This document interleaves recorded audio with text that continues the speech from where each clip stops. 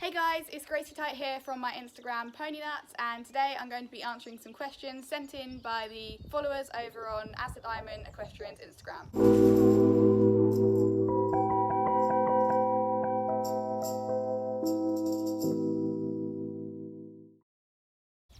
So to begin, I'm a 16-year-old event rider from the east of England, and I got into riding basically from a very young age. My mum has always been into horses, and we had horses when I was born, but I wasn't really into them that much when I was younger. I was more into the gymnastics, and then when I was about 6 or 7, my mum had a really lovely horse called Inky, and she made me look after Inky for a long time to prove my commitment, and that was when she was like, okay, you can finally get your first pony. And my first proper pony, we had some rescues beforehand, but I didn't really ride those. But my first proper pony, he was called Jippo, and the day I met him, he came to my school and he gave the little kids a ride at my primary school, and I got to ride him, and I remember thinking, this is the one I want to be mine. And then, yeah, the rest is kind of history. I worked really hard with my mum's horse to prove the commitment, and then Jippo was amazing. He taught me a lot. Next question is, how did you become an influencer? And this is a question I get asked a lot, and it's really tricky to explain because I never initially set out to become one. In fact, when I started my account, I didn't really know what one was. I started it when I was, I think, 12, and I got a phone for Christmas, and I had a very cheeky pony. I still have him, but he was my main ride. Danny was my main ride, and he was very cheeky and used to buck me off all the time. I got a phone for Christmas. I started posting kind of the fails as well as the good side because he was amazing as well, and he taught me a lot.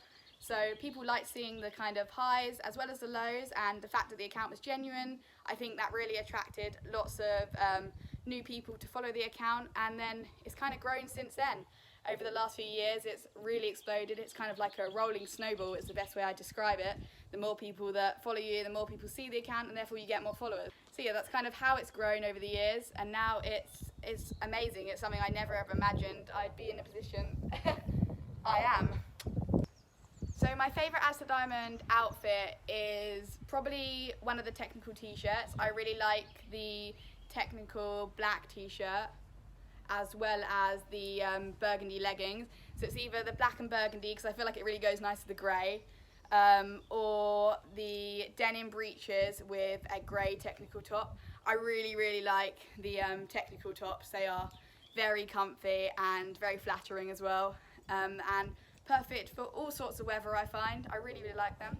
So for that reason, my all-time favourite Asset Diamond product is probably the technical tops or the denim breeches, the blue denim breeches, because they are so nice, and I always get compliments on those breeches whenever I wear them, and they're so comfortable, and I love how stretchy they are. So 3 equestrian products I couldn't live without would be my Albion saddle, my K3 jump saddle, my bed down bedding, which all the horses are on and they love and it smells so good, and the Dodson Horrell Ultimate Balancer, because it just keeps all the horses in such good condition and it is perfect for all of them. My biggest achievement so far is definitely, oh, I don't know actually, what is my biggest achievement so far? It's probably a wide variety of things. It's quite difficult for me to pinpoint my biggest achievement, but there's definitely some I'm most proud of, even if they aren't the most significant. Last year, when Prince and I came 7th in the Little Dan and B under 1800, it was quite important for me because I worked really hard to get that result, and we'd had quite a few results before where it just hadn't gone to plan, and it was the first one where kind of everything went to plan, and I felt like we really came together as a team, and this was with Prince, my old pony, and that was kind of the first major turning point for me and my confidence as well.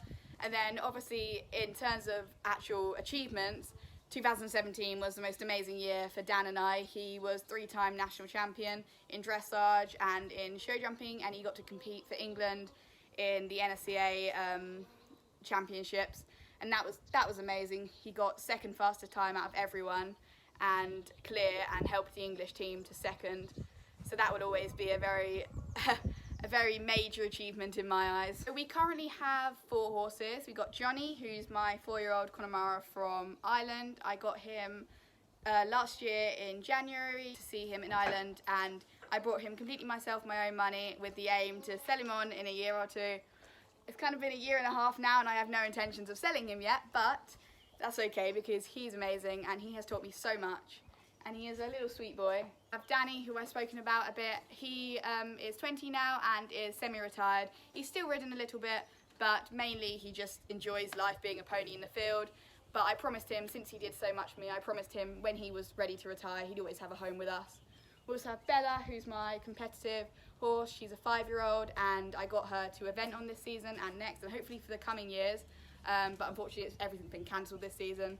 So we haven't been doing that, so we've just been spending lots of time getting to know each other. And then finally we've got Rocco, who is my mum's horse, and he's also from Ireland. Went to Ireland with the aim of coming back with 1 and came back with 2. So he's unbacked, but we're going to be backing him this year. He's only 3 at the moment, but he's very cute and very cheap. Having greys, I always make sure I've got stain remover in my grooming bag, purple shampoo if they are really dirty. A curry comb is always really helpful, especially with him because he's so fluffy. Brush, dandy brush, hoof pick and hoof moisturiser as well, because I like keeping their hooves in as good a condition as I can. I think it's really important that a horse is willing, genuine, and I also like them to have a bit of a spark. I like it when they have an opinion. Obviously that can be not a good thing in some cases, but for me I quite like it when they have their own way of going and they want to do it as much as I do, because I find they're definitely the best horses. And all the ones I've had have had that little bit of spark that have meant they're just a level above. That's definitely what I saw in him when I went to Ireland, and that's one of the reasons I loved him so much, because I thought he's got that little bit of spark in his personality. Oh my god, the goats are eating him. That's the end of the questions. Thank you to everyone who sent in questions, and thank you to Absolute Diamond for getting me involved in this. Thank you everybody for watching, and hopefully